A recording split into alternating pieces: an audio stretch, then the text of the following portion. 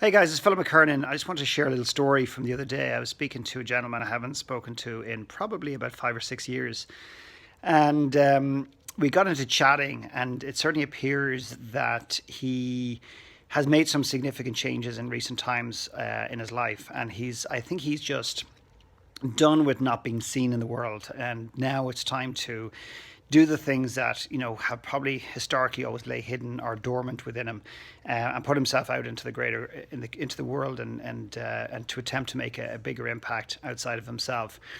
But what was interesting with the conversation is I met him about 5 or 6 years ago, and actually I remember sitting in a bar in Calgary, which wouldn't be unusual, and the conversation that we had actually reduced him to tears. I didn't make him cry, despite what people say that I make people cry. I don't. I maybe provide questions or conversations that basically uncover emotion that's not necessarily being honored in the first place. So, do I make people cry? No. But do I facilitate and perhaps bringing emotion to the surface? Maybe. And I found myself, on the call chatting to him, and I just couldn't help but think, what would have happened if he stepped into my work or anybody's work, that, like, the real work, the deep work, the real conversation. I pull up the sleeves and do the inner work, so it can hopefully match what we do in the outer world, if you want to call it that. And I just kept imagining, well, what would have happened? And this is like 5 years later. I'm not suggesting his life is miserable or it's not as effective as it could be, but he certainly has had some challenges.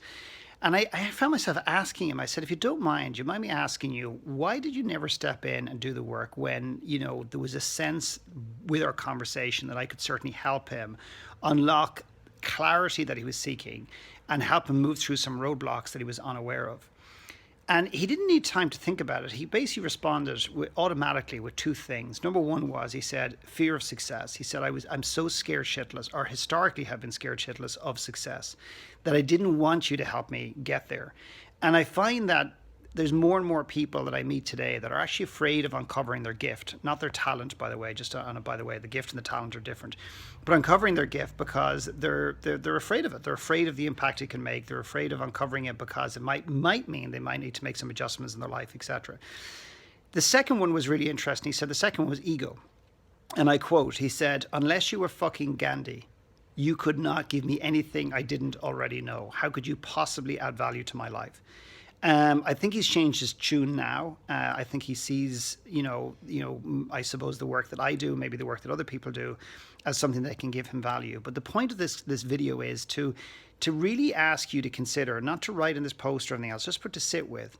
Do you allow your fear of success, and do you allow the ego? In other words, I already know it. I'm already aware. I've already got my shit figured out. I'm already on the right path. Excuse me. I'm already aligned to what I do, etc., etc.